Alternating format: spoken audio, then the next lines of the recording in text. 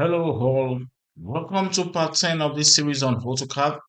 In this session, we will continue with learning modifying tools in AutoCAD. We will be learning how to use stretch, offset, array, and explode in AutoCAD. I will be explaining in details how to use these important tools in AutoCAD. So, let's get started.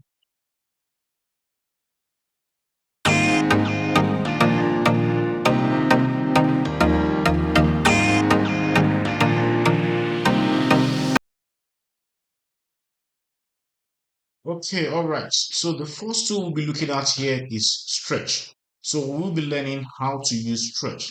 So first of all, I would like to draw an object. I will start by drawing an object.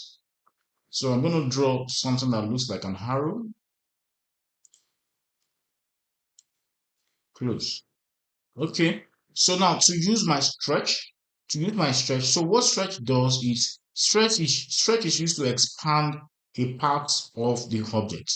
It's used to expand a part of an object. For instance, now looking at this arrow, you can see the arrow has the head region and the tail region. So I might probably want to stretch out the head region without affecting the tail region, or possibly I want to enlarge or stretch or extend the tail region without affecting the head region. So the tool to use in this case is the stretch tool. All right, so now let's look at how to use it. So I click on my stretch tool. I check my command line to check for instruction, select objects. All right, by now I'm very sure that we should have known how to select object. All right, so I'm going to be selecting the tail region. So I'll be using green selection. Now, mind you, at this point, using stretch, the only type of object selection you can use when using stretch is the green selection, the green box selection. So I'll be using the green box selection to select the tail region. All right. Then I press enter after selecting my object successfully. I press enter on my keyboard. Now, the next instruction on the command line says specify base point. So I will go to a point in my selection. Okay, I click on this point. Then now you can see now I'm able to stretch the tail region of the arrow without affecting the head region of the arrow. So I'm able to make use of my stretch successfully. All right, I'm going to Control Z at this point. Now, I want to redo it again. Now, so when you are using stretch, so stretch is going to elongate, is going to extend a part of an object. So stretch does not affect the entire object. So the difference between scale and stretch is that while scale affects the entire object, stretch affects just a portion of the object. Now, looking at this arrow, the arrow has the head region, which is the pointed part, and it also has the tail region. So now when you're using stretch, possibly you want to elongate the tail region without affecting the head region. So now to do that, you have to use stretch, not scale. So now what we're going to do now is we're going to select the parts that we want to elongate. We're going to select the parts that we want to, let me use the word elongate.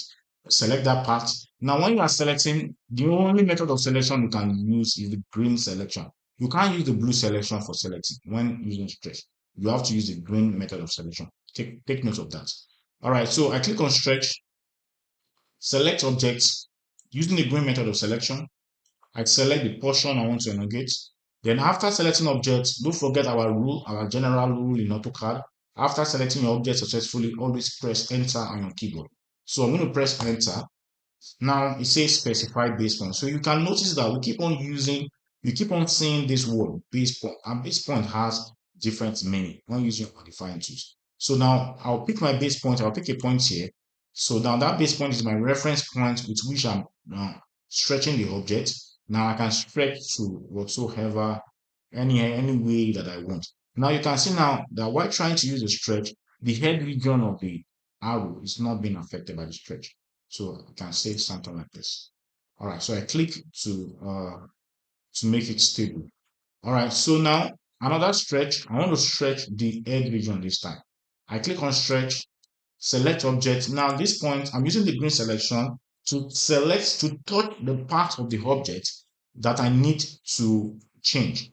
The part of the object, you can see that I'm not selecting the entire object, but I'm only selecting the portion of the object that I want to stretch. So I'm using the green selection. All right. So after selecting objects, after successfully selecting my object, I press enter on my keyboard. Specify base point. I can pick a reference point with which I can move the object. You can now see that at this point now, the stretch is affecting just the head region. The tail region is not being affected. So you can stretch this to whatsoever way you want. So you can see stretch is affecting just the head region without affecting the entire object. So that's just how to use stretch. So make sure that you use your green selection to just touch the region that you want the stretch to affect. So that's all about stretch. So very simple to use. All right. So the next tool we'll be using now, okay, I'm going to Ctrl Z to my original drawing, to my original object. So the next tool we'll be using now is we're going to be learning how to use array. So now let's learn how to use array. Okay, in AutoCAD, there are three types of array in AutoCAD. There are three types of array. So when you look at the array icon, you will see that there's an arrow beside it. And when clicking on the arrow, it's going to drop down three methods of using array. We have the rectangular array, we have the path array, we have the polar array. So now what the rectangular array does is it creates a rectangular pattern. As you can see in this tooltip, it creates a rectangular pattern for you. Path array is going to create a pattern based on a specified path.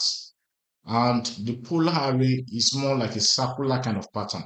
It's going to create a circular kind of pattern. All right, so now to use the array, I'm still going to be using this arrow object as my reference object. All right, so now let me start with using rectangular array. Rectangular array. All right, rectangular array. All right, so I click on rectangular array. Rectangular array, looking at the command line, it says select object. Select object. So I'm going to select my object. Okay, our rule still applies. After selecting object, you press enter. Press enter.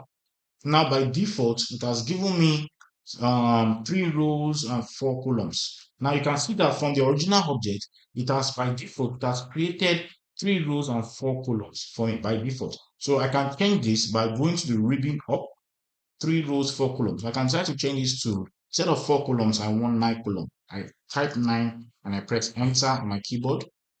Then here 3 rows. So instead of 3 rows, I want 5 rows. So 5, enter on my keyboard. All right, 5, and I press enter on my keyboard. All right, so as soon as I press enter, you can see it has changed to 5 rows, 9 columns. So you can decide to change this to how many number of rows you want, how many number of columns you want.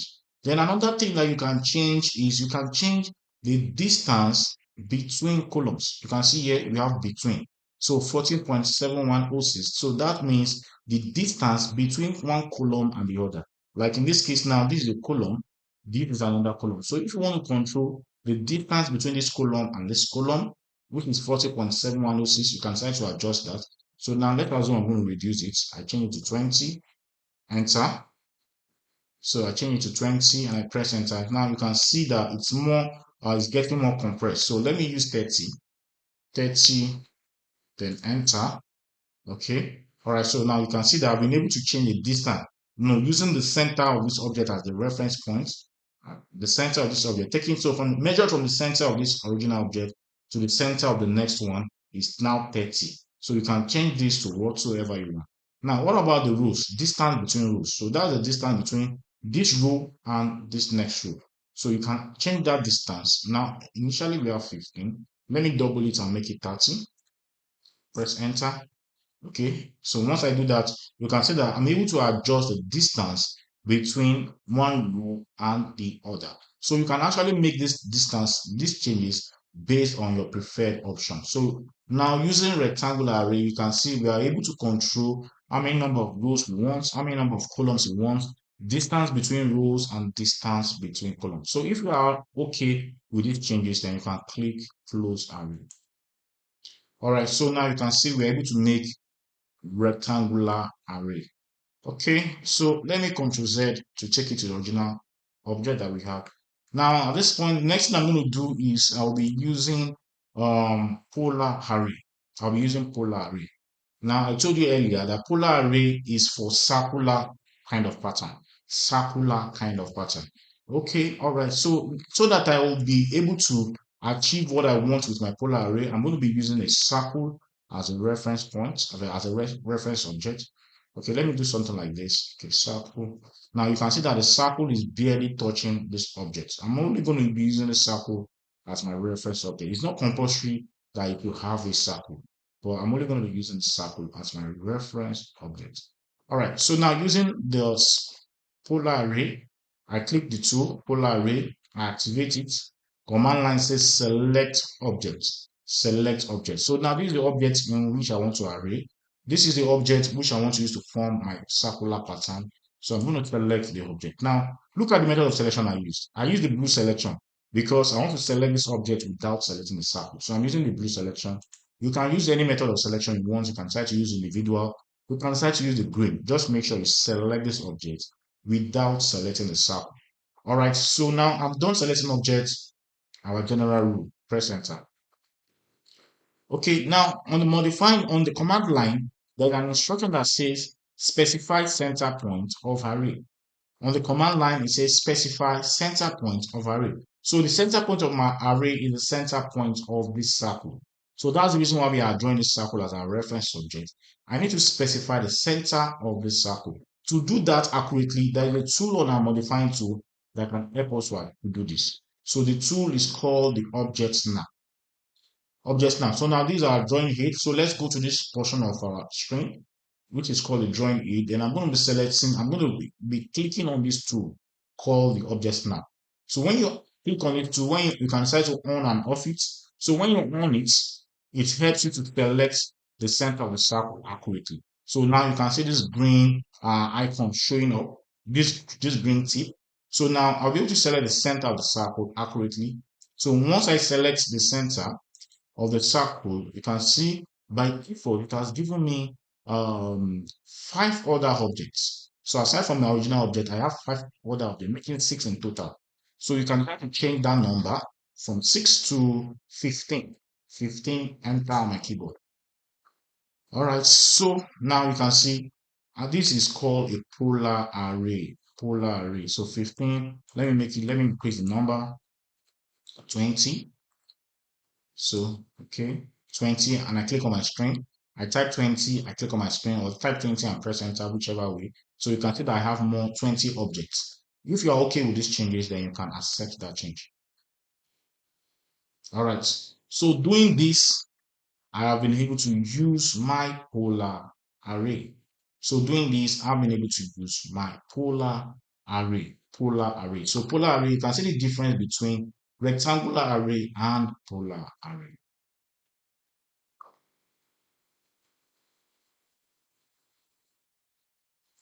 Okay, rectangular array and polar array.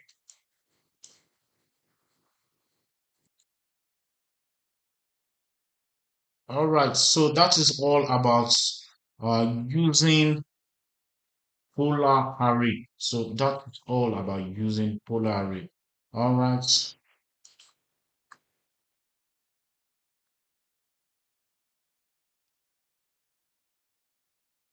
Okay, so that is it about using polar array. So next is we'll be using the path array. So I'm going to be deleting this, select and delete.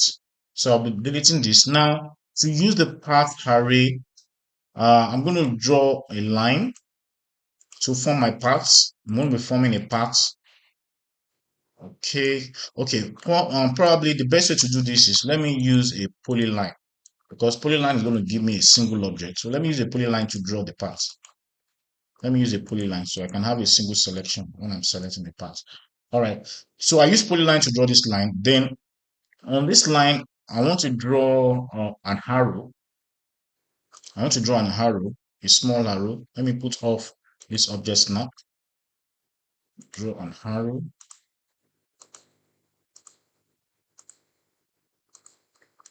Close. All right. So now you can see that what I have a path. I have a path. Then I have this arrow drawn, touching just a point on the path.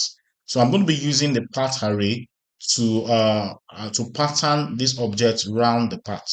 Okay, all right. So I go to my array, path array, select object. Looking at the command line, you can see we have select object. So I'll be selecting the arrow alone. So you notice that I use the blue selection. I use the blue selection to select just the arrow. Now, once I'm done selecting object, I press enter. So that's a rule you should have gotten used by now. Now it's now on the command line, it says select path curve. Select path curve. Now I can conveniently select my the path, which I've used polyline. I didn't use line because line is going to give me individual selection. So I'm using paths. All right. Okay. Now you can see now I have path, but it's selecting the path in the wrong in the direction I don't want. So I'm going to be changing my direction. I'm going to be changing my direction. So how to do that? I'm going to be okay. How do you change direction?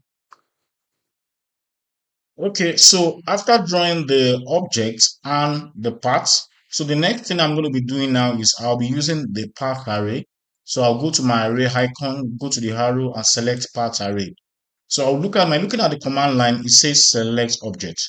So I'll be using my blue selection, select the object, press enter after selecting the object. Now you notice I use the blue selection to cover the arrow. Then I press enter. Okay. Then after doing that, then it says select path curve. Select path curve. So I'm going to select the curve which I want the arrow to pattern around. So now you notice that the arrow now is following the pattern of the curve that I've done. It's following to at a particular distance apart, is following the direction of the path.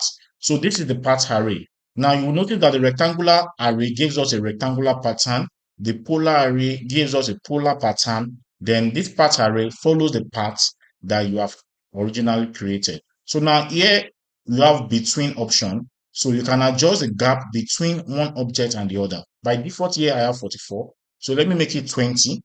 20, enter. So now with 20 enter, you can see the distance between one object and the other.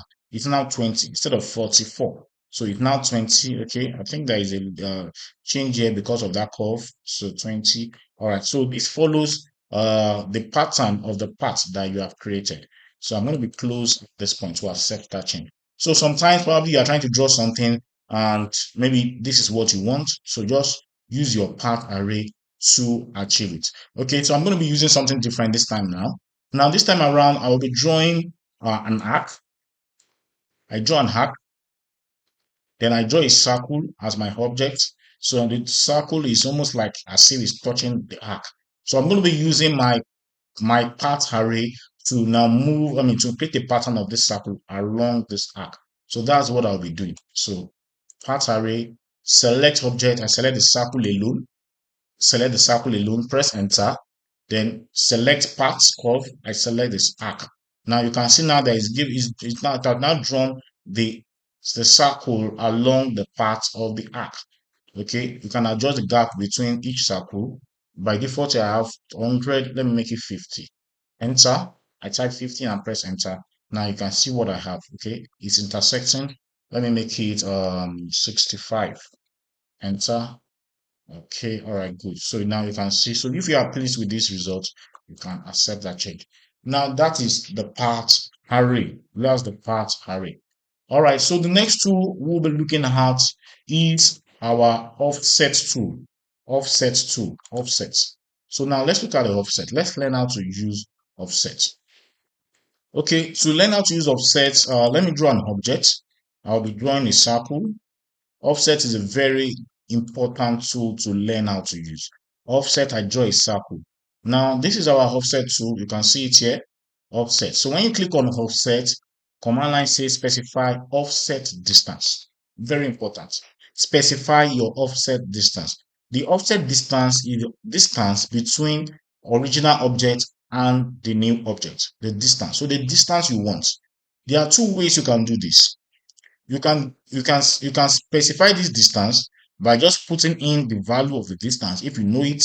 But if you are working with sketch, you can actually measure the distance. Now, if I want to measure the distance, I'm going to click on 2 points. Now it's asking me for distance. I'll click on 2 points. Point 1 here, then point 2 here. Now we are going to see the importance of that distance. I've measured my distance. Now the next instruction says select object to offset. So I will click on the object I want to offset, which is the boundary of the circle. Now you can see now that it's about to give me another circle. But the distance between this original circle and this new circle is the offset distance I measured. Now, command line says specify points on side to offset. Specify a point on the side. Is it inside or outside? So I need to pick a point now. To stabilize this new object, I need to pick a point. So whether I'm picking outside or inside. So let me click inside. Now you can see now offset. I have been able to offset this original circle to achieve another circle at a particular distance. The distance is all the distance I measured. So it was able to give me another object inside. So this is how to use offset. I'm going to press escape and I'm going to use offset again. I click on offset. Command line says specify offset distance. Graphically, I will measure my distance. Now, at this point that is asking me for my distance, I'm going to measure my distance graphically from point 1 to point 2. That is the distance I want. So it has recorded that distance. And my command line has changed. It says select object to offset. This is the object I want to offset now. Now, the next thing is specify point on side to offset. I can either decide to offset inside or outside. Inside or outside. Inside or outside. So I'm going to click any point inside if you want to offset it inside. So I click a point inside and I have this result. So now what offset does generally is it's going to create a replica of the original object, but at a particular distance from the original object. That distance is the offset distance. So you need to measure that distance or you put in the dimension value of that distance. Okay, now this time let's use dimension this time. So I'm going to type escape. I'm going to click on escape key on my keyboard to cancel that too. So now let me draw another object. I draw a rectangle. Now I want to use offset. I click on offset, specify offset distance. This time I want to use dimension. Now I'm using a distance of 15. So now instead of measuring my offset distance, now I'm using dimension. So I'm using a dimension, offset distance of 15. 15, enter. Select object to offset. So I select the object. Now specify points on the side, either inside or outside. So this time I'm going to be clicking outside. So I can keep on using offset by selecting object and specifying the point I want it to offset to. So you can see at a distance of 15, I keep on using my offset. So there are a lot of cases where you need something like this while working on your AutoCAD drawing. So whichever tool that is going to achieve your result for you, just use that tool. So to use offset, this is how to use offset. I'll type escape on my keyboard to escape it, and just take your time to understand how to use this tool. Whether you are using offset with dimension or without dimension. So whether you are using offset by using dimension for your offset distance or without using dimension for your offset distance, just take your time to learn this tool. All right, okay. Now, the last tool we're going to be having for this session is to understand how to use a tool called Explode. How to use a tool called Explode. So now, Explode is the final tool we're going to be looking at in this session. Explode. Now, I've used polyline to draw this object. Now, I told you something about polyline. If you remember in our class on polyline, when you draw an object with polyline, all the sides are connected. So this is just one single object. So it's easy to select. Once I touch it, I touch all.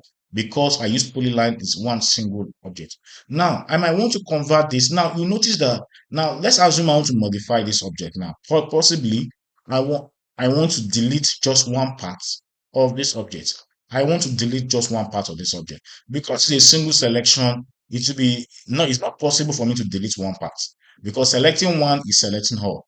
So now to make that modification, to make that changes, all I need to do is use my explode tool.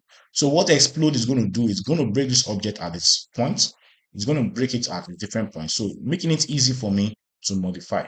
So now when I click on explode, Command line says select object. I can select the object, and once I press my enter, then the object has broken at its individual site. So you see now, see that it's easy for me to modify that object because I've been able to use explode to break it from its corners. Or possibly I draw a rectangle. Now you see that a rectangle is a connected object. It's just one single object. So you can easily use your explode tool, explode here, use your explode tool here to break the rectangle from its corners at its corner. So select object, I'm able to select, then press enter after selecting object. So once you do that, the rectangle can be easily modified. Okay, so that's how to use the explode tool. So just select the objects. If the objects are connected, select the object, then use your explode to break it at its corner. Very easy to use. So if you have enjoyed this video, so support us by subscribing, by liking. You can put in your comments if you have any challenge in the course of this video. I'll be glad to respond to your comments. All right, so share this video also with your friends and see you in the next video. Thank you.